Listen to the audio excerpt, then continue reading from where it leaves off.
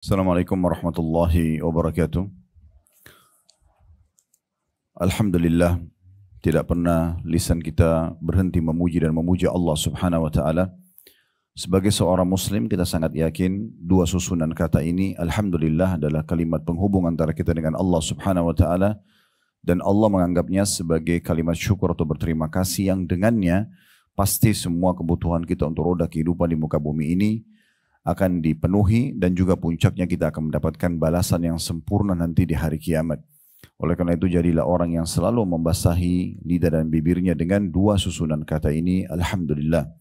Selanjutnya kita panjatkan salam hormat kita, salawat dan taslim kepada utusan Allah Nabi besar Muhammad sallallahu alaihi wa ala alihi wa sahbihi wasallam, sebagaimana Allah telah mengucapkan salam hormat tersebut bersama malaikatnya, dan juga sebagai niat yang baik untuk mengejar balasan dari salawat yang diucapkan, karena satu kali salam hormat ini akan dibalas dengan 10 rahmat Allah, dan rahmat Allah meliputi pengampunan dosa, peninggian derajat, dan juga pemenuhan segala kebutuhan.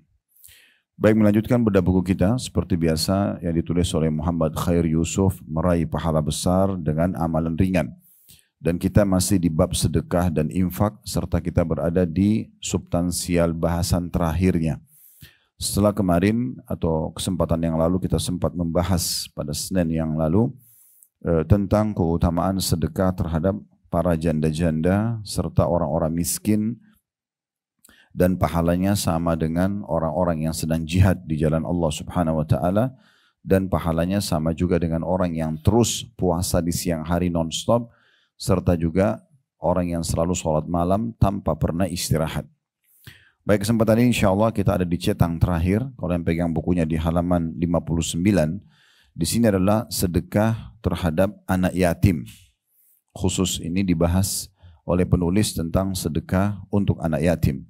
Seperti biasa saya akan bacakan dulu apa yang ditulis oleh penulis, baru kemudian kita panjang lebar insya Allah akan masuk kepada syarah atau penjelasan tambahan yang butuh kita fahami dan juga terapkan insya Allah dalam kehidupan kita. Di halaman 59 penulis menukil sebuah hadis di situ dari Sahal bin Sa'ad radhiyallahu anhu, dari Nabi SAW beliau bersabda, ana wa kafirul yatimi fil jannati hakadha, wa qala bi asba'ihi as-sababati wal wusta. Kata Nabi SAW, aku dan penanggung anak yatim berada di surga seperti ini. Lalu beliau SAW mengisyaratkan dengan jari telunjuk dan jari tengahnya. Hadits ini ada footnote nomor 74 di bawah, tentunya diriwayatkan oleh Bukhari dan Muslim atau muttafaqun alaih.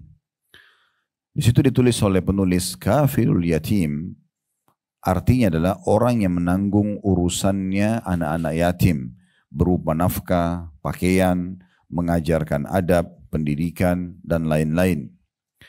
Keutamaan ini diraih oleh seseorang yang menanggungnya dari hartanya pribadi atau harta anak yatim tersebut dengan penguasaan secara syar'i. Di sini kita jelaskan dulu.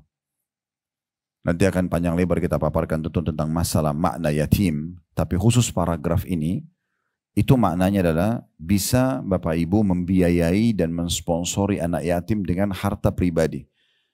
Misal contoh, kita sengaja mencari rumah-rumah yatim misalnya, atau yayasan yang menaungi anak-anak yatim, atau tidak harus lembaga resmi, mungkin ada sanak kerabat yang memang yatim atau tetangga, masyarakat di sekitar kita.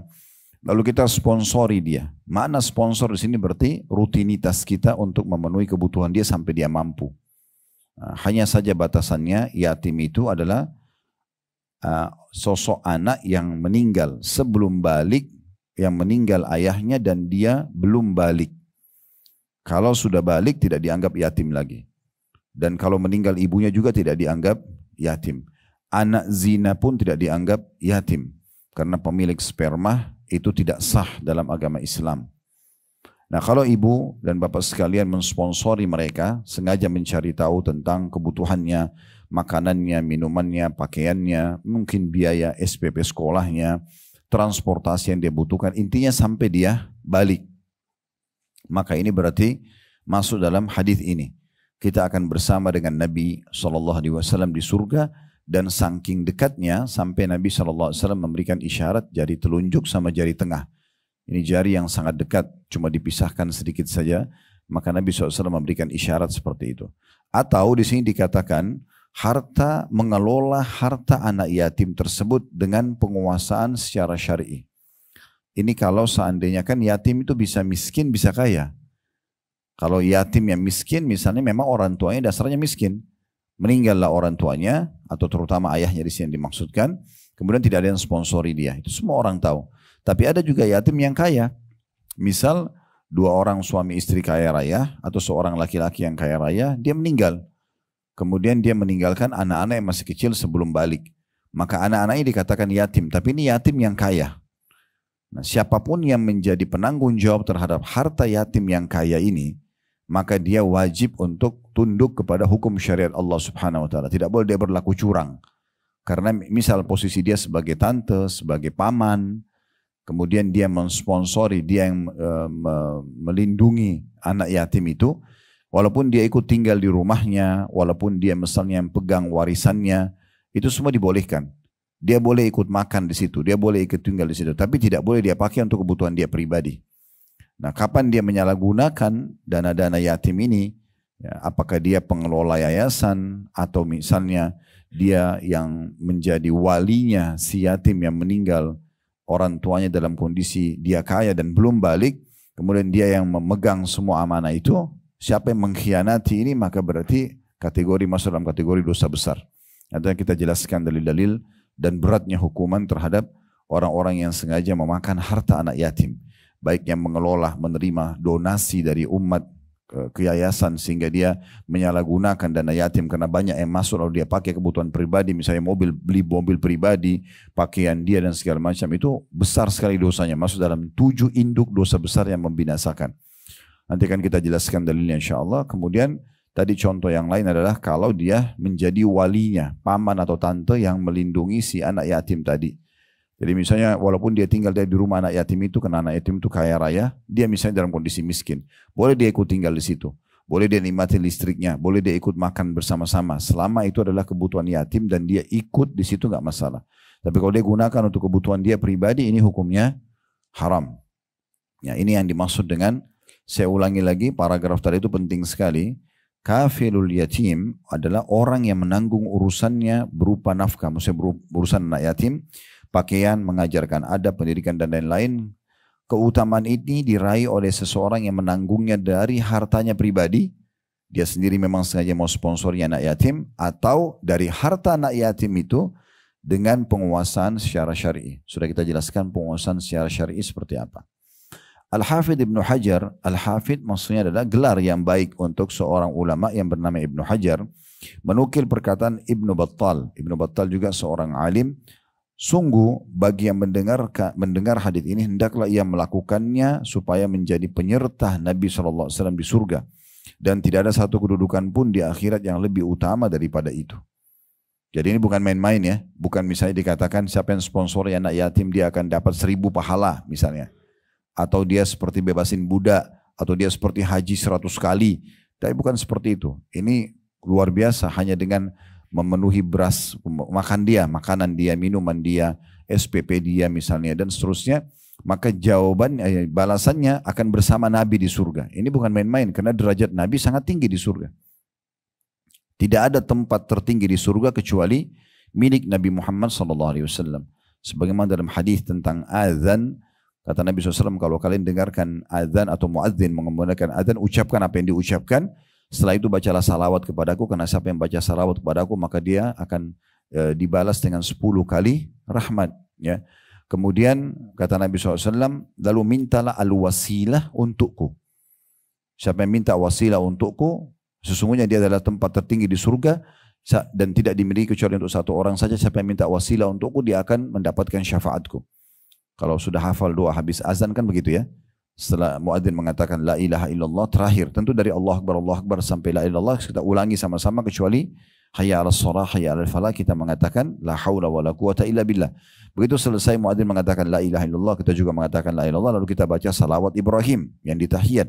Allahumma salli ala Muhammadin wa ala ali Muhammadin kama sallaita ala Ibrahim wa ala ali Ibrahim innaka Hamidum Majid, wa barik ala Muhammadin wa ala ali Muhammad kama barakta ala Ibrahim wa ala ali Ibrahim innaka Hamidum Majid. Lalu kita baca doa habis azan. Allahumma rabba hadhihi da'wati tammah. Ya Allah, sungguhnya ini adalah panggilan yang sempurna. Wassalatil qa'imah, dan salat akan didirikan. Ati Muhammadanil wasilata wal fadilah. Karuniakanlah kepada Nabi Muhammad al-wasilah. Ini tadi tempat tertinggi di surga yang Nabi SAW mengatakan, lalu mintalah untukku al-wasilah, karena dia adalah tempat tertinggi dan terbaik di surga, tidak akan dimiliki kecuali untuk satu orang saja. Ini tempat yang paling lux, yang paling VIP di surga, tidak ada kecuali satu. Kata Nabi SAW, dan aku berharap aku pemiliknya. Siapa yang meminta wasilah untukku, dia akan mendapatkan syafaatku. Maka kita baca, ya Allah karuniakanlah Nabi Muhammad SAW al-wasilah dan juga al-fadilah. Fadilah keutamaan yang besar. Wab'athu maqaman mahmudan illati wa'adta, dan karuniakan dia kedudukan yang tinggi telah engkau janjikan, innaka la tukhliful mi'ad, sesungguhnya engkau tidak akan memungkiri janjimu. Jadi kita bisa bayangkan kalau al-wasilah adalah sebuah istana yang paling lux di surga, dan Nabi SAW mengatakan dalam keutamaan mensponsori anak yatim, aku dengan sponsor anak yatim seperti ini di surga. Kira-kira seperti apa itu? Akan derajat yang sangat tinggi, ya, derajat yang sangat tinggi. Dan makanya di sini Ibnu Battal mengatakan harusnya setiap muslim setelah mendengar hadis ini jangan dia sia-siakan. Walaupun cuma satu anak yatim, walaupun cuma satu orang saja, tapi sponsori dia. Makna sponsor saya bilang adalah rutinkan, ya. Bukan cuma sekali kita urus dia. Bagaimana apa yang kita makan, dia makan, apa yang kita minum, dia minum, kita penuhi kebutuhannya, dan ini hanya sampai dia balik saja. Setelah dia balik itu sudah bukan yatim lagi. Kita bisa cari anak-anak yatim yang lain, yang itu. Tapi kalau Bapak Ibu ingin lanjutkan anak yatim yang tadinya kita sponsori, misalnya dia tinggal di rumah, kemudian kita sponsori, maka sampai dia balik, kemudian kita terus saja melanjutkan pembiayaan dia, misalnya sampai dia menikah, sampai itu adalah tambahan kebaikan. Tapi keutamaan tadi sponsor yatim hanya sampai dia balik saja. Dan perlu digarisbawahi, rumah yang paling baik adalah rumah yang ada anak yatimnya.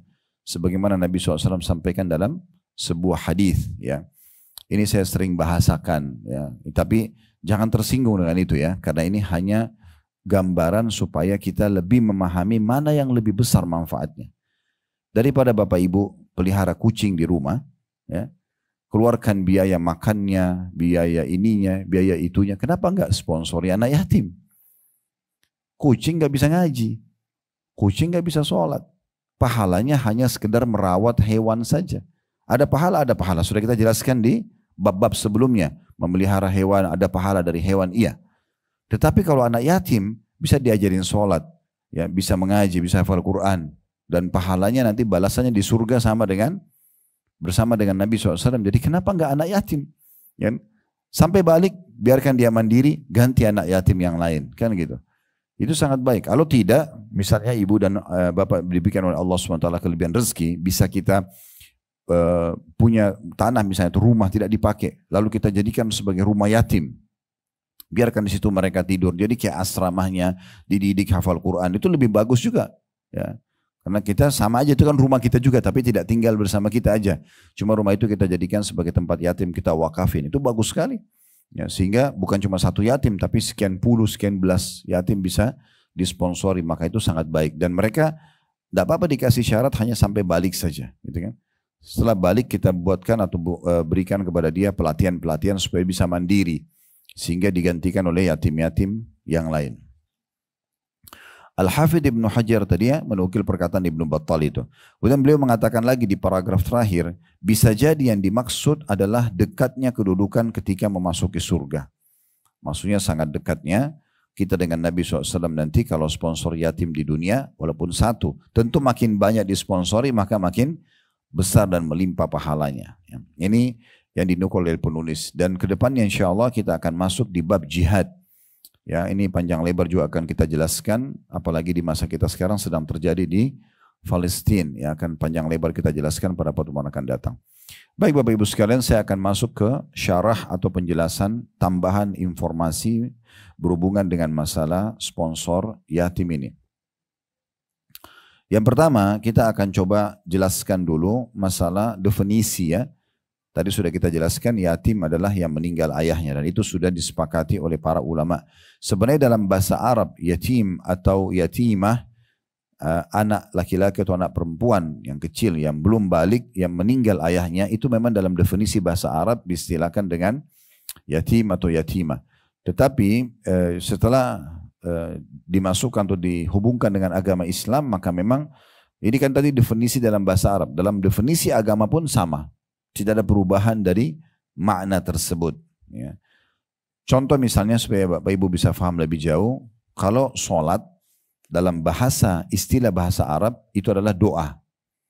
Ya. Tapi istilah agama beda.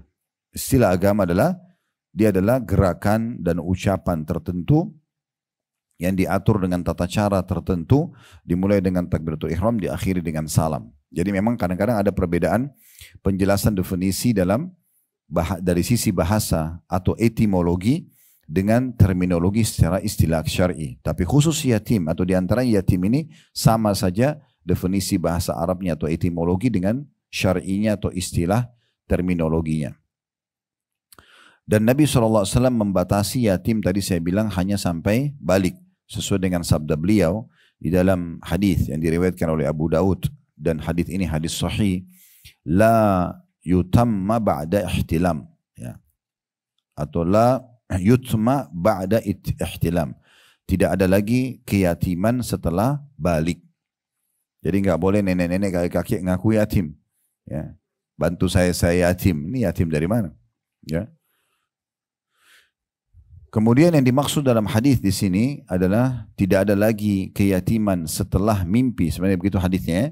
Maksudnya adalah balik, ya. Dan ulama merincikan tentang masalah balik itu tidak harus selamanya mimpi, tetapi yang paling sering adalah adanya tanda-tanda. Seperti laki-laki tumbuhnya kumis misalnya, berubahnya rongga suara gitu kan, postur tubuh yang lebih besar. Kalau perempuan sudah ada haid, ada payudara dan seterusnya. Nah ini sampai batas itu maka sudah lepas istilah yatim dari mereka, ya. Kalau anak-anak yang meninggal ibunya tidak dikatakan yatim. Biasa di Indonesia ditambah dengan piatu. Ya, sebenarnya tidak ada dalam hukum syariat. Kenapa ayah saja ya di sini yang dianggap kalau dia meninggal anaknya jadi yatim? Karena memang dia sponsor keluarga. Yang diwajibkan kerja cari nafkah, ayah. Ibu tidak ada kewajiban cari nafkah. Kalau ibu bekerja, ibu punya income, itu adalah tambahan saja. Tidak ada kewajiban. Kenapa perempuan mendapatkan warisan satu sementara laki-laki dua di saat dijelaskan secara syar'i atau secara hukum agama? Kita tidak bicara selain hukum agama Islam, karena Allah mengatakan dalam Al-Quran, lidzakari mithlu hadzil unthayain. Sesungguhnya laki-laki akan mendapatkan dua bagian dari perempuan, karena perempuan dalam setiap keadaannya, ibu dalam setiap keadaan akan selalu terjamin. Sebelum menikah, ibu wajib dibiayai oleh ayahnya. Jadi walaupun seorang wanita tuh, maaf ini bahasa saya hanya contoh saja, sampai gadis tua tetap ayahnya wajib membiayainya selama dia belum menikah. Selama dia belum menikah. Kalau anak laki-laki kewajiban ayahnya membiayai hanya sampai balik saja. Hanya sampai balik. Nah kalaupun perempuan misalnya sebelum menikah wajib dibiayai oleh ayahnya. Kalau ayahnya meninggal berarti pamannya, saudaranya, tidak boleh dibiarkan. Kalau dia sudah menikah wajib dibiayai oleh suaminya. Maka dalam dua keadaan, sebelum nikah terjamin, setelah menikah terjamin, kan gitu. Itulah yang Allah sebutkan juga agar para wanita bertakwa kepada Allah Subhanahu wa taala, ya, karena Allah menjelaskan dalam kitabnya, ya, Allah telah menjaga mereka. Makna menjaga para wanita ini, ya, adalah Allah jaga keamanan mereka dari sisi kebutuhan sebelum nikah dan juga sesudah nikah. Jadi memang itu sangat penting untuk difahami, karena saya mendengarkan dari beberapa jemaah yang sudah mulai ikut taklim, mereka berkeluh kesah di saat pembagian warisan tetap mereka ngotot untuk laki-laki dan perempuan disamakan. Padahal sebenarnya tidak boleh. Ini zalim terhadap hukum Allah Subhanahu wa taala. Karena memang ibu harus faham kalau sudah dijamin dalam syariat Allah Subhanahu wa taala sebelum nikah dan sesudah nikah, ya. Kalau anak laki-laki hanya sampai balik. Jadi kalau ada ayah membiayai anak laki-lakinya sampai kuliah, itu luar biasa. Itu sudah tambahan. Karena kewajiban dia sebenarnya hanya sampai balik saja. Nabi SAW mengingatkan kita agar berhati-hati dan selalu menjaga anak-anak yatim ini. Begitu juga dengan para wanita, terutama yang janda-janda yang kita jelaskan pada pertemuan yang lalu. Janda-janda yang tidak punya kemampuan, susah hidupnya, tidak ada keterampilannya bekerja, gitu kan. Apalagi punya anak-anak kecil, itu pahalanya sangat besar. kalau untuk disponsori. Dan Nabi SAW mengatakan dalam sebuah hadis riwayat Ibnu Majah, dan hadis ini dihukumi sahih oleh An-Nawawi dan juga Albani, Allahumma inni kata Nabi SAW, Allahumma inni uharriju haqqad da'ifaini al-yatimi wal mar'ati. Ya Allah, sungguhnya aku menganggap berat dosa penindasan atas hak dua kaum yang lemah, yatim dan para wanita. Yatim dan para wanita. Tentu di sini yang dimaksudkan adalah yatim yang tidak ada ya kemampuannya, miskin ya. Atau yatim tadi saya bilang di awal-awal mereka punya kemampuan tetapi tidak tahu mengelola harta tersebut. Dia tidak tahu mengelola harta tersebut. Baik, kita akan masuk lebih dalam kepada beberapa hadis-hadis Nabi alaihi salatu wassalam ya, tentang masalah keutamaan dalil-dalil tentang keutamaan mensponsori anak yatim ini ya. Di antaranya adalah hadis Nabi SAW yang baru tadi kita bacakan, ana wa kafilul yatimi fil jannati kahatain. Jadi ini lafadznya agak berbeda. Kalau tadi kan saya dengan sponsor anak yatim ya, dalam buku kita itu lafadz hadisnya ya, saya dan sponsor anak yatim di surga seperti ini. Namun di sini ada lafadz lain, kemudian dikatakan qala syakka Sufyan fil wusta awillati yalihil ibham. Namun saja dalam riwayat ini Sufyan sempat ragu apakah Nabi SAW merapatkan jari tengah dengan jari telunjuk atau jari telunjuk dengan ibu jari. Maksudnya ada lafadz lain yang Nabi SAW bisa saja begini bilangnya, dekatnya seperti ini di surga, atau Nabi kasih isyarat dekatnya seperti ini ya. Tapi ini lafadz lain yang bisa dijadikan sebagai pegangan. Kita tambahkan dengan riwayat Abu Darda radhiyallahu anhu ya, dia mengatakan bahwasanya Nabi SAW pernah didatangi oleh seseorang yang mengeluhkan kerasnya hatinya. Jadi dia susah sekali untuk khusyuk, susah sekali untuk semangat ibadah. Ya, seperti kita misalnya tiba Ramadan, insya Allah besok semoga Allah mudahkan kita bisa menyelesaikan Ramadan dengan penuh iman, ilmu dan amal saleh. Allahumma amin. Biasanya ada orang tidak tersentuh sama sekali, tidak ada rasa semangatnya, atau mungkin setiap hari berlalu saja begitu saja malamnya tanpa qiyamul lail, setiap hari berlalu tanpa ada zikir, tanpa ada istighfar, tanpa ada bacaan Al-Quran. Maka itu berarti hatinya keras, karena dia seperti orang yang tidak terdorong untuk memiliki aset dan amal yang dia akan membahagiakan dia di akhirat, dan dia tidak faham itu, sehingga dia lalaikan banyak waktunya. Maka ada seseorang mengeluh itu kepada Nabi SAW, lalu Nabi SAW menyarankan dia, ayatuhibbu ayyalina qalbuk wa tudrika hajatuka, apakah kau mau hatimu menjadi lembut supaya gampang, mudah tersentuh, mudah nangis, sedikit diingatkan langsung mau diamalkan, dan kamu mendapatkan dan terpenuhi hajat-hajatmu, maksudnya Allah akan penuhi apapun permintaanmu. Tentu orang ini mengatakan iya. Lalu kata Nabi SAW, irhamil yatim. Nasihat yang pertama Nabi adalah kasihanilah, perhatikanlah, ya, penuhilah kebutuhannya anak-anak yatim. Ya, ternyata dengan memenuhi kebutuhan mereka itu bisa melunakkan hati kita, yang akhirnya membuat kita ini jadi rajin untuk beribadah. Kemudian beliau mengatakan, menambahkan wamsahu ra'sahu, dan usap kepalanya, rambutnya. Dalam riwayat lain, setiap kali seseorang mengusapkan kepala yatim, maka berapa helai rambut yang terlewatkan oleh tangannya, tersentuh tangannya, maka dia akan dicatatkan pahala. Ini sebenarnya bentuk kasih sayang ya. Jadi setiap ketemu anak yatim dielus kepalanya ya. Sampai sebagian ulama salaf itu khusus mendatangi tempat-tempat yatim dan menemui mereka hanya untuk memenuhi makanannya dan mengelus kepalanya. Karena setiap helai rambut satu pahala, itu kan besar sekali. Ini berarti menunjukkan bentuk kasih sayang. Sunnah Nabi SAW mengusap kepala mereka. Wa at'imhu min ta'amik, dan berikanlah makanan dari makanan yang kau makan. Ya, ada orang kan sebagian mungkin dia berbagi makanan, Bapak Ibu sekalian, tapi makanan bekas atau makanan yang levelnya tanda kutip di bawah level makanan dia. Nah ini tidak maksimal dalam bersedekah. Maksimal dalam bersedekah, Bapak Ibu makan makanan misalnya di satu restoran, anggaplah restoran itu bintang 5, restoran yang enak, atau anggaplah makanan itu sangat enak, membuat Anda puas, Coba beli porsi yang sama, ya, jumlah yang sama, maksudnya saya lauknya, porsi nasinya dan segala macam, lalu berikan kepada tukang parkir, berikan kepada orang miskin di jalan. Nah itu memberikan makanan sekelas makanan yang kita makan itu maksimal dalam bersedekah. Jadi di sini ingat pesan Nabi SAW ya, 3, kasihanilah anak yatim itu, rahmati mereka. Maknanya perhatikanlah mereka, cari mereka, ya, cari tahu tentang mereka, kemudian bantu kebutuhannya dan seterusnya.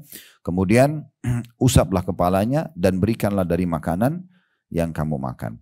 Yalinu qalbuka wa tudriku hajatuk. Maka pasti kata Nabi SAW, hatimu akan lembut dan akan dipenuhi hajat-hajatmu. Hatimu akan lembut dan akan dipenuhi hajat-hajatmu. Oleh karena itu salah satu poin yang sangat baik kalau misalnya Bapak Ibu punya hajat yang kira-kira menurut ibu dan bapak belum terpenuhi. Apa saja? Cari anak yatim, sponsori mereka. Sudah jelas Nabi SAW menjamin akan terpenuhi ya, kebutuhan-kebutuhan kita. Maka ini poin penting. Kalau seandainya bertemu antara yatim, sudah yatim, kemudian miskin, maka kita dapat 2 pahala di situ. Sponsor yatimnya dan kemiskinannya. Nah, masuk dalam hadis yang kita pelajari yang lalu ya, tentang masalah janda dan orang miskin yang kata Nabi SAW, as-sa'i alal armalati wal masakin. As-sa'i sudah kita jelaskan yang lalu, seperti kalau Bapak Ibu lagi umroh kan ada sa'i antara Safa dan Marwah ya. Apa itu sa'i? Berjalan dengan susah payah untuk mencapai target, itu namanya sa'i. Nah kata Nabi SAW, as-sa'i alal armalah. Sengaja orang mencari janda-janda yang tidak mampu dan sulit, dan juga orang-orang miskin, kal mujahidi fisabilillah. Pahalanya sama dengan orang yang sedang jihad di jalan Allah. Wa kalladhi yasumun nahara wa yakumul lail. Dan seperti orang yang sedang berpuasa di siang hari non-stop, puasa selama setahun penuh. Selama ibu dan bapak sponsori yatim dan cari orang-orang miskin ini, serta juga janda-janda yang tidak mampu ini, maka sama kita puasa terus panjang hari selama kita sponsori dia. Misalnya ibu dan bapak kasih uang, ini loh berasnya rumah anak yatim ini dari saya saja, atau listriknya, atau apa saja, sebulan, untuk sebulan ke depan. Berarti setiap hari seperti kita puasa non-stop selama 1 bulan tersebut. Dan juga selalu seperti orang yang sholat malam tanpa tidur. Itu diriwayatkan oleh Bukhari dan Muslim. Jadi memang pahalanya sangat besar. Nah kalau yatim tadi itu orang kaya, sebagaimana tadi saya sudah bahasakan, kita tinggal mengelola hartanya dengan baik. Kalaupun kita menjadi walinya. Ya, tapi ini jarang sekali terjadi tentunya ya. Baik, bagaimana kira-kira ancamannya bagi orang yang sengaja memakan harta anak yatim? Ya, memakan harta anak yatim ini bisa saja dengan yang diamanahkan ke dia. Ini ya saya titip buat anak yatim ya di yayasan dia misalnya. Kebetulan dia ketua yayasan, kemudian dia tidak mengalokasikannya. Misal dari 100 juta uang yang masuk, dia cuma cairkan 10 juta, 90 juta dipakai sama dia. Perbaiki rumahnya, misalnya beli mobil, apalah, atau dia untuk dia, kebutuhan dia. Maka itu berat sekali ya, ini besar sekali dosanya, nanti akan kita jelaskan insya Allah dalilnya. Begitu juga dengan orang yang tadi diamanahkan anak yatim yang kaya, dia menjadi walinya, kemudian dia menyalahgunakan penggunaannya. Dia penuhi kebutuhan anak itu, misalnya anak yatim itu dikasih uang sekolahnya, di bajunya, dia urus sebagai tantenya, sebagai pamannya, tapi mayoritas harta di rekening si yatim ini, yang ditinggal sebagai warisan, dia yang pakai.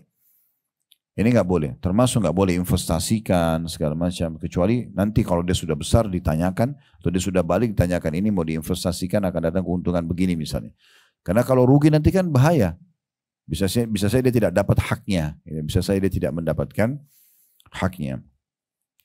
Kita bisa lihat dalam surah Al-An'am ayat 152 dan Al-Isra ayat 34. Al-An'am surah nomor 6 ayat 152, Al-Isra ya juga ayat 34. Al-Isra surah nomor 17 ya. Jadi surah nomor 6, Al-An'am 152 dan Al-Isra surah nomor 17 ayat 34. Allah Subhanahu wa taala berfirman, "Wala taqrabu malal yatimi illa billati hiya ahsanu hatta yablugha ashuddah." Dan jangan pernah kamu dekati harta anak yatim kecuali dengan cara yang lebih bermanfaat hingga sampai ia dewasa. Kata Syekh Abdul Rahman As-Sa'di rahimahullah, salah satu ulama terkenal dalam ilmu tafsirnya, mengatakan, dan janganlah kamu dekati harta anak yatim dengan memakannya atau menukarnya dengan bentuk yang menguntungkan kamu. Jadi nggak boleh sengaja kita makan, nggak boleh juga kita mengelola yang mendatangkan keuntungan tapi untuk kita gitu. Atau mengambil dengan tanpa sebab. Kecuali dengan cara yang menyebabkan harta mereka menjadi baik. Misalnya harta itu dalam bentuk cash, emas batangan, orang tuanya tinggalkan sangat banyak. Kemudian kita pindahkan, kita cairkan daripada emas, misalnya dicairkan dalam bentuk uang, dibuka ke rekening atas nama dia, si anak itu misalnya. Contoh, maka itu tidak ada masalah. Ya. Atau harta-harta anak yatim yang tadinya banyak orang bawa cash ke yayasan kita atau ke rumah yatim, daripada menumpuk di situ, di kas kita, lebih baik kita serahkan ke rekening. Misalnya itu namanya mendapatkan manfaat yang lebih baik. Ya. Ini menunjukkan juga tidak boleh mendekati dan mengurusi harta anak yatim dengan cara akan merugikan anak-anak yatim itu. Atau bentuk yang tidak membahayakan tetapi juga tidak membawa kebaikan. Hingga anak yatim itu sampai dewasa. Sudah mulai lurus pemahamannya, tahu mengatur hartanya. Maka jika dia sudah dewasa maka hartanya diserahkan kepadanya sepenuhnya. Tanpa minta upah. Tanpa minta upah. Tidak boleh bilang, oh saya kan sudah pegang harta kamu ini 15 tahun. Sekarang kamu sudah balik, saya minta upahnya. Kalau memang dari awal mau minta upah, jangan urus. Karena ini memang sumber pahala. Ya. Tapi kalau misalnya dia tiba-tiba dikasih oleh anak yatim tersebut, memang sebagai bentuk kesadaran dia sendiri, dia merasa pamannya, tantehnya ini selama ini sudah membantu dia, menjaga hartanya, kemudian dia mensponsori, dia justru terbalik sekarang memberikan kepada walinya tadi itu, maka itu tidak masalah. Jika telah dewasa maka seluruh hartanya diserahkan kepadanya, dia punya hak untuk mengatur hartanya ya, dan boleh diawasi atau dibantu oleh si wali. Firman Allah SWT ini masih bahasa tafsir ya, Syekh Abdul Rahman As-Sa'di menafsirkan tadi Al-An'am 152 ya, dan Al-Isra 34.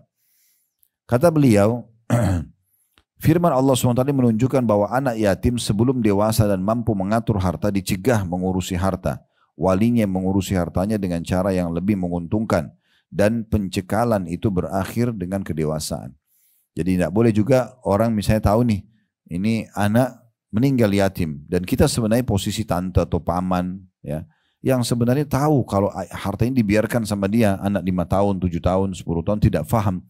Maka akan disalahgunakan, ditipu orang, nggak boleh juga kita membiarkannya. Ya. Sebaiknya dia dibantu untuk itu. Kemudian dalam surah An-Nisa, surah nomor 4 ayat 10, Allah juga memastikan hukuman yang sangat berat bagi orang-orang yang memakan harta anak yatim. Ya. Allah berfirman, An-Nisa surah nomor 4 ayat 10, surah nomor 4 ayat 10. Innal ladina ya'kuluna amwalal yatama zulman innama ya'kuluna fi butunihim nara wa sayaslawna sa'ira. Sesungguhnya orang-orang yang memakan harta anak yatim secara zalim, dia tidak punya hak di situ. Sebenarnya mereka itu telah menelan api sepenuh perutnya dan mereka akan masuk ke dalam neraka yang menyala-nyala. Ya, maksudnya akan disiksa oleh Allah Subhanahu wa taala. Karena itu bukan sumber pendapatan dia. Ya. Allah SWT sudah bukakan kita sumber-sumber rezeki dengan cara bisnis, dengan cara bekerja, gitu kan? Kenapa harus mengambil punya anak yatim atau mengambil hak orang lain? Dan ayat ini sangat jelas ya, kata para ulama bagaimana kerasnya dan tegasnya ancaman Allah Subhanahu wa taala bagi para pemakan harta anak yatim secara zalim. Tidak tanggung-tanggung, tidak hanya disebutkan dosa tapi dipastikan langsung dicemplungkan ke dalam api neraka. Dan Imam Az-Zahabi rahimahullah, salah satu penulis buku kitab Al-Kabair, kemudian Syekh Muhammad Al-Munajjid juga di masa kita sekarang menyusun kitab namanya Dosa-Dosa Besar atau Al-Kabair. Syekh Muhammad At-Tamim dalam kitab Al-Kabairnya, dan cukup banyak ulama-ulama yang menyusun kitab Al-Kabair, pasti ada bab khusus tentang memakan harta anak yatim, bagian daripada dosa besar. Karena dosa besar itu Bapak Ibu sekalian adalah dosa yang diikuti dengan ancaman. Apakah itu ancaman murkahnya Allah, laknat, ya, atau siksa kubur, atau siksa neraka, maka itu berarti menandakan dia dosa besar. Kalau ada larangan tanpa diikuti dengan ancaman begini, berarti dia dosa kecil. Nah, di sini kita sangat jelas ancamannya neraka. Kemudian yang terakhir adalah dalilnya hadis Nabi SAW, hadis riwayat Bukhari dan Muslim, dari hadis Abu Hurairah radhiyallahu anhu, Ani Nabi SAW qal, bahwasanya Nabi SAW bersabda, qala ijtanibus sab'al mubiqat. Hindarilah, selamatkanlah diri kalian, jangan sampai kalian terjerumus dari 7 dosa yang membinasakan. Artinya kalau orang melakukan ini pasti akan ada penyesalan, akan ada hukuman, akan ada segala macam hal yang membuat dia sumpek, dia ribut, diganggu oleh orang lain, segala macam bara bahaya bisa datang kepada dia. Karena 7 induk dosa besar. Qalu ya Rasulullah wa ma hunna? Maka para sahabat mengatakan, wahai utusan Allah, apa saja 7 induk dosa besar itu? Mulailah beliau menyerincikan satu persatu. Qala asyirku billah. Yang pertama syirik kepada Allah. Syirik artinya bu dan bapak sekalian mempartnerkan Allah atau menyekutukan Allah dengan makhluk.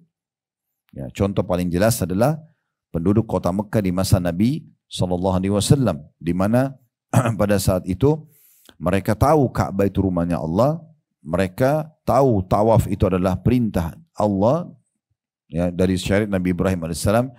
Mereka tahu menyembelih hanya untuk Allah, mereka tahu pencipta alam semesta ini Allah, tapi mereka masih mendatangkan patung-patung yang mereka pahat sendiri, mereka warnai sendiri, mereka berikan nama sendiri, kemudian mereka sembah bersama dengan Allah. Jadi orang-orang Mekah dulu Bapak Ibu sekalian itu kalau mereka sembelih hewan, diniatkan untuk Allah dan diniatkan untuk patung-patungnya. Itu namanya mempartnerkan Allah. Atau Bapak Ibu berdoa kepada Allah, tapi berdoa juga ya kepada makhluk atau memohon kepada makhluk, bahkan benda-benda mati. Ya mirip dengan orang-orang yang dalam sholatnya mengatakan iyyaka na'budu wa iyyaka nasta'in, hanya kepadamu ya Allah kami menyembah, hanya kepadamu kami meminta pertolongan. Tapi selepas salam dia pergi kuburan sebelah masjidnya lalu minta kepada kuburan tersebut mengatakan wahai fulan, wahai wali fulan, bantulah aku atau sembuhkanlah penyakitku. Ini berarti syirik. Ya.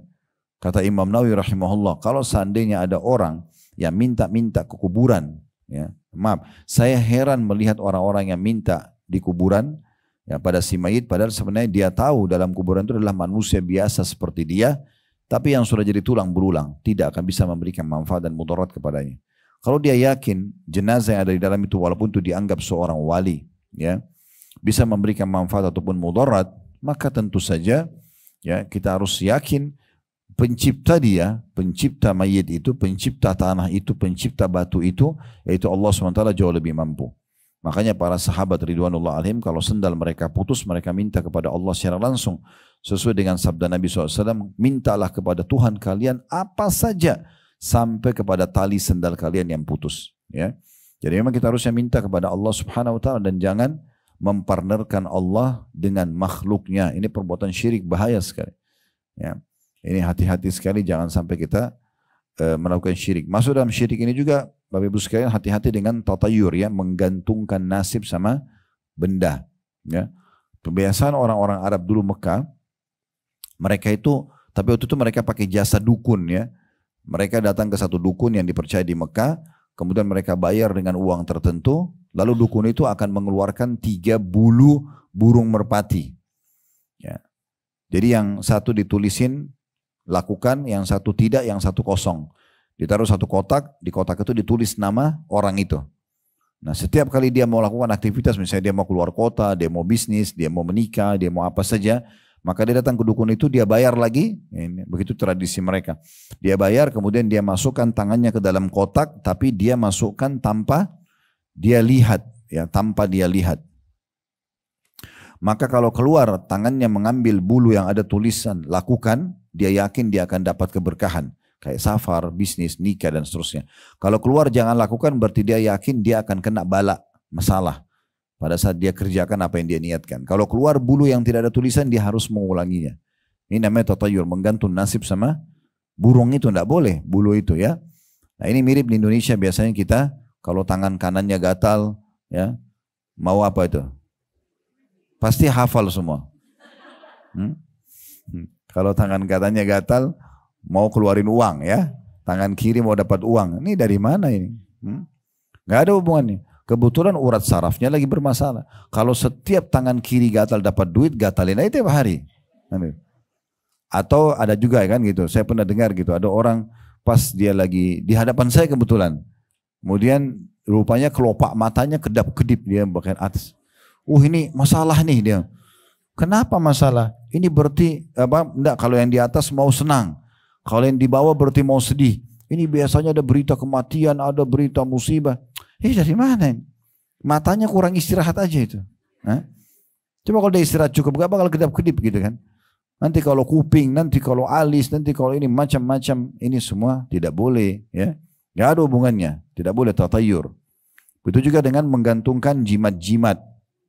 Ya, apa saja, taruh di leher, taruh di badan, ya. Untuk suami suka, untuk istri suka, untuk anak supaya tidak kena mata atau ain atau apa saja. Itu semua tidak ada dalam agama Islam. Ya, tidak boleh sama sekali. Saya pernah jelaskan, ini ada satu ibu di pengajian, lalu dia kejar saya setelah pengajian, dia, Ustaz, ini bagaimana? Rupanya ada satu kayak map kecil gitu ya, dompet kecil. Di luar itu dibuka, dalamnya itu ada fotokopian kertas. Isinya tulisan bahasa Arab. Pokoknya ibunya juga tidak tahu. Saya tanya, ibu tahu artinya? Enggak. Saya buka, saya sudah tahu ini, pasti ada kata-kata di situ ya. Cuma tulis dalam bahasa Arab, cuma bahasa Indonesia. Ya, siapa yang menaruh ini di dompetnya atau di rumahnya maka tidak akan diganggu orang, tidak akan apa dan segala macam. Termasuk dalamnya ilmu kebal dan seterusnya. Ya, makanya saya sarankan ibu-ibu juga kalau maaf ini saya pernah soalnya berapa kali dapati sama ya kasusnya di rumah kami sendiri. Jadi kalau ada PRT atau pembantu rumah tangga atau asisten rumah tangga kita baru masuk, ibu bahasakan. Nanti kalau di sini di rumah ini kerja dengan baik akan dapat haknya. Jadi tolong nggak usah bawa-bawa ya apapun jimat-jimat dari kampung sana. Kenapa? Rata-rata mereka bawa itu biasanya hanya untuk supaya majikannya suka segala macam. Nah jimat itu ada jinnya, ada dukun, ada syaitannya. Itu berbahaya gitu kan. Jadi banyak hal yang seperti itu. Saya juga pernah diundang waktu itu di salah satu negara, saya nggak usah sebutin. Banyak situ banyak sekali TKI kita ya, TKW kita terutama. Saya ajarin ruqyah syariah, pengobatan ruqyah supaya bisa lepas dari sihir, dari mimpi buruk dan segala macam. Tapi sebelumnya saya bilang, tolong panitia keliling dulu, kumpulin apapun jimat atau benda-benda pernah dikasih. Itu banyak sekali, satu kresek besar. Ya minyak wangi kecil, ya kain, ya apalah yang dijahit-jahit, tasbih kecil dan segala macam. Tapi bukan untuk berzikir tasbihnya, tapi untuk memang jadi jimat, sudah di mantra-mantrain dan segala macam. Nah, ini berbahaya sekali dan sekian banyak contoh-contoh dalam masalah ini yang harusnya kita hindari. Ya, makin kita murnikan tauhid kita kepada Allah maka makin baik. Ya, Nabi Muhammad SAW itu Bapak Ibu sekalian, kalau di depan pasukan musuh yang sudah di medan perang, beliau tidak gosok badan sahabat supaya kebal misalnya, kan Nabi bisa saja ya, atau kasih kain yang Nabi sudah tiupin nanti jadi kebal. Nah, Nabi bahkan mengatakan kumu ila jannati rabbikum. Ayo berdiri sekarang berperang menuju ke surga Tuhan kalian. Disuruh mati. Ya, bukan disuruh kebal. Nah seperti itu. Ya rata-rata teman-teman kita yang belajar ilmu-ilmu kebal ini kalau di ruqyah pasti kesurupan biasanya. Umumnya ya, saya tidak katakan semua. Selanjutnya yang kedua dari 7 induk dosa besar as-sihir was-sihru. Sihir. Ya, melakukan sihir. Sihir ini bisa dilakukan sendirian. Orang itu yang baca-baca mantra gitu kan. Tapi perlu diketahui sihir ini sebenarnya adalah lintas alam Bapak Ibu sekalian. Lintas alam manusia. Supaya suaminya sayang, suaminya istrinya sayang dan cinta. Misalnya dia bawa fotonya ke dukun. Kemudian dimantra-mantrain lah gitu kan. Atau supaya usahanya maju. Maka pergi minta di sana ya. Pelaris dan segala macam. Ini semuanya sihir, tidak boleh. Itu lintas alam karena menggunakan jasa jin. Perlu Bapak Ibu garis bawahi dari 120.000 sekian nabi-nabi, diantaranya 313 rasul, dan yang wajib kita imani 25 nabi dan rasul, yang kita tahu namanya, pelajari kisahnya dan seterusnya, itu semuanya dari kalangan manusia. Tidak ada satupun jin. Kenapa? Karena manusia itu lebih tinggi daripada jin. Ya, derajatnya lebih tinggi sebenarnya. Kenapa orang yang lebih tinggi derajat minta sama orang yang di bawah dia, yaitu para jin-jin? Kan gitu. Dan selalu yang dijual itu adalah berita gaib, berita gaib. Seakan-akan jin tahu. Allah pastikan dalam Al-Quran jin tidak tahu apa-apa. Jin tidak tahu apa-apa. Jadi jangan mau ditipu sama mereka. Termasuk dari para penyihir-penyihir ini sendiri, mereka ditipu oleh para jin-jin tersebut. Jadi nggak perlu. Lalu bagaimana caranya? Maka tidak usah lintas alam. Di alam kita saja. Sekarang kalau saya mau buat istri saya suka sama saya, apa yang saya lakukan? Sederhana kok. Saya santun sama dia, saya ramah sama dia, saya penuh kasih sayang, saya penuh kebutuhannya. Dia sudah suka, itu secara manusia kan. Begitu juga ibu sama dengan suaminya. Sama, santun, ramah, romantis, segala macam. Orang akan suka, selesai. Tidak usah bawa fotonya ke dukun. Gitu kan. Memaksa orang untuk suka dengan cara yang tidak benar. Itu kan tidak baik. Itu contoh-contohnya. Jadi nggak usah. Dan Nabi SAW sudah ingatkan. Siapa yang mendatangi dukun, peramal, penyihir, penyamun. Bertanya saja. Bertanya. Belum percaya. Nggak diterima sholatnya 40 hari. 40 hari yang lalu ya. Jadi 40 hari langsung dihapus pahalanya. Bukan yang belum dikerjakan. Dan kalau datang kepada dukun, peramal, penyamun, penyihir bertanya dan percaya, dia telah kufur kepada apa yang diturunkan kepada Muhammad SAW. Jadi tidak boleh sama sekali. Tentu ini ada bahasan sendiri. Saya cuma karena terlintas tadinya kita jelaskan. Dan yang ketiga, waqatlun nafsi allati haramallahu illa bilhaq. Membunuh jiwa yang dilarang kecuali dengan benar. Jadi sama sekali kita nggak boleh membunuh kecuali dengan syariat Allah Subhanahu wa taala. Misalnya kita diserang orang, kita membela diri lalu kita terpaksa membunuhnya, atau di medan perang, atau pemerintah menghukum mati para pelaku kriminal yang memang wajar ya dihukum mati misalnya. Maka ini ya dibolehkan, tapi kalau bunuh orang tanpa sebab ini termasuk induk dosa besar. Yang keempat, wa aklu riba, memakan riba. Ya, meminjamkan uang orang lalu sengaja minta ditambahkan, ya. Itu tidak boleh. Atau biasa di negeri kita dikatakan memberanakkan uang ya. Nah, itu semua tidak boleh, itu memakan riba ya. Jadi ada dua jenis investasi Bapak Ibu sekalian. Ada investasi yang kita boleh mengambil keuntungan dengan dua sistem, mudharabah dan murabaha.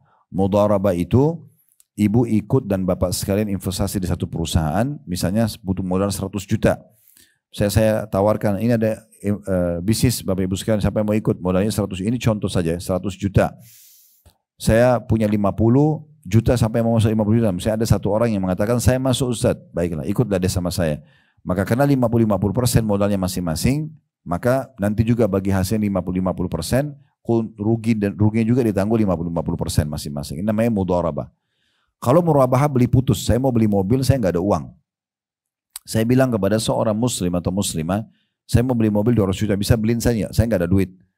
Boleh, kata dia, saya belikan Khalid mobil itu, tapi saya nanti jual sama kamu 210 juta ya. Dinaikkan dengan keuntungan, tapi dari awal jelas. Lalu saya bilang, iya nggak masalah. Cuma saya cicil ya 10 bulan misalnya. Oke, selesai. Misalnya 210 juta, berarti satu bulannya 21 juta misalnya. Contoh saja. Maka itu namanya murabahah. Ya. Nah, ada yang kedua, investasi tapi memang tidak boleh ada keuntungan. Itu adalah utang piutang. Nggak boleh ada keuntungan. Nah, bab riba ini terbuka umumnya dari utang piutang yang sengaja cari keuntungan di situ. Saya pinjamkan kamu 10 juta tapi nanti kamu kembalikan 11 juta ya. Itu tidak boleh. Itulah memakan riba ya, di antaranya itu. Selanjutnya yang keenam adalah, yang kelima, memakan harta anak yatim. Wa akulu malal yatim, ini saksi bahasan kita. Yang keenam, wattawalli yaumaz zahfi, lari dari kancah peperangan. Jadi salah satu yang tidak boleh bagi seorang muslim adalah lari dari kancah peperangan. Kalau sudah bertemu dengan musuh, nggak boleh kita lari. Kita harus menghadapi mereka, mati syahid, mulia atau menang. Yang terakhir, yang ketujuh adalah waqadhful muhsanatil mu'minatil ghafilat, menuduh wanita yang baik-baik yang lalai berbuat zina. Ya, biasanya ada orang begitu karena dia tidak suka dengan seorang muslimah, maka yang terjadi adalah dia sengaja yang menuduhnya, ya, memfitnahnya kalau dia sedang melakukan perselingkuhan, padahal sebenarnya tidak. Ini pernah terjadi di masa Nabi SAW. Ubaidillah atau Abdullah bin Abi Salul, ya, pemimpin orang munafik, dia yang menuduh Aisyah radhiyallahu anha, istri Nabi SAW, berzina dengan Safwan. Padahal sebenarnya ini fitnah, tidak benar. Dan Allah kekalkan pembelaan itu dalam surah An-Nur. Allahu a'lam. Kita terus berdoa kepada Allah Subhanahu wa taala, semoga seluruh amal saleh yang pernah kita kerjakan, yang sedang kita kerjakan, yang akan kita kerjakan sampai menjelang ajal datang nanti diterima dengan pahala yang sempurna, dan semoga Allah panjangkan umur kita di atas ketaatan kepadanya, kesempurnaan iman, kesempurnaan ilmu, kesempurnaan amal saleh, dan juga Allah maafkan semua kesalahan-kesalahan dan dosa-dosa yang pernah kita lakukan, besar ataupun kecil. Semoga besok hari di Ramadan, insyaAllah Allah mudahkan kita agar mengisi dengan hal yang bermanfaat. Allah mudahkan kita berpuasa sebulan penuh semuanya tanpa halangan, dengan keikhlasan dan pahala yang sempurna. Juga Allah mudahkan kita untuk mendirikan malam tarawih atau malam Ramadan dengan salat tarawih atau qiyamul lail. serta menjalankan sunnah-sunnah yang lainnya dengan sempurna. Semoga Allah berikan kita Ramadan yang banyak ke depannya, maksimal sesuai dengan yang Allah berikan kepada hamba-hamba yang telah diberkahi panjang umurnya. Dan semoga Allah SWT selalu menjaga kemerdekaan, persatuan dan kesatuan kita. Allah berikan kita untuk negeri tercinta ini pemimpin sampai menjelang hari kiamat nanti. Siapapun yang memimpin, Allah jadikan sebagai pemimpin yang amanah, yang tanggung jawab, menjalankan tugas dengan baik, dan juga menjaga kemerdekaan dan persatuan juga kesatuan kita. Dan Allah jadikan juga masyarakat kita semuanya gotong royong dengan pemerintah, bekerja sama dalam hal yang tidak melanggar hukum Allah Subhanahu wa taala, sehingga negara kita menjadi contoh bagi negara-negara yang lain. Tidak pernah kita lupa mendoakan saudara kita di Palestina, terutama di Gaza. Semoga Allah ikhlaskan niat mereka, terima para syuhada mereka, mulakan Islam di tangan mereka dan tangan kita semua, dan semoga Allah ikut sertakan kita bersama mereka di pahala, baik dengan doa, dengan harta, juga dengan jiwa kita. Dan semoga Allah satukan kita semua di surga Firdausnya tanpa hisab, mana disatukan dalam majlis ilmu yang mulia ini. Allahumma amin. Sebelum kita tutup dengan kafaratul majlis, Bapak Ibu sekalian, kami mengajak kembali, kalau ada yang mau partisipasi di yayasan kami, ada yayasan sedekah kreatif, cukup banyak program, diantaranya ada program kami Ramadan Tanpa Lapar. Nanti insya Allah bisa dilihat di Instagram sedekah kreatif, cukup banyak sekali program-program kita. Ada penyebaran kurma, pokoknya buka puasain orang intinya. Kemudian sahur, membagi-bagikan kebutuhan dan santunan buat anak yatim, orang-orang yang tidak mampu dan seterusnya. Di Ramadan ini kesempatan, karena kata Nabi SAW, afdalus sadaqatu sadaqatu fi Ramadan. Sedekah yang paling afdal adalah sedekah di bulan Ramadan, dan kita sekarang akan masuk di awal hari atau di pintu gerbangnya. Maka ini sangat bagus. Juga di yayasan ada penerimaan alokasi zakat mal, kemudian infak dan sedekah, dan cukup banyak program-program yang lainnya. Insya Allah ini juga bisa diikuti. Dan bagi yang minat untuk ikut umroh bersama kami, insya Allah akan ada program umroh akhir Ramadan. Ada sebenarnya awal Ramadan, pertengahan Ramadan, dan di akhir Ramadan. Cuma yang saya bimbing di akhir Ramadan, insya Allah tanggal 27 Maret sampai tanggal 10 April. Setelah sholat Idul Fitri, satu hari. Kalau tanggal 9 Saudi Lebaran, berarti sehari setelah Lebaran. Atau kalau tanggal 10 mereka Lebaran, berarti habis sholat Idul Fitri baru pulang ke Indonesia. Ini insya Allah tujuannya untuk mengejar Lailatul Qadar. Dan kata Nabi SAW, umrah di Ramadan sama dengan pahalanya haji bersamaku. Jadi kalau seandainya punya peluang untuk umrah sekali seumur hidup atau sekali setahun, maka jadikan dia di bulan Ramadan. Kalau setahun bisa beberapa kali, maka jangan luput dari bulan Ramadan karena pahalanya sangat besar. Biayanya biaya umrah, aktivitas umrah sekitar 3-4 jam selesai umrahnya insya Allah, tapi pahalanya pahala haji yang diberikan oleh Allah Subhanahu wa taala. Begitu saja teman-teman sekalian, kalau ada benar dari Allah, kalau ada salah dari saya mohon dimaafkan. Subhanakallahumma bihamdika asyhadu an la ilaha illa anta astaghfiruka wa atubu ilaik. Wa sallallahu ala nabiyyina Muhammadin wa alihi wa sahbihi wa sallam. Wa akhiru da'wana alhamdulillahi rabbil alamin. Wassalamualaikum warahmatullahi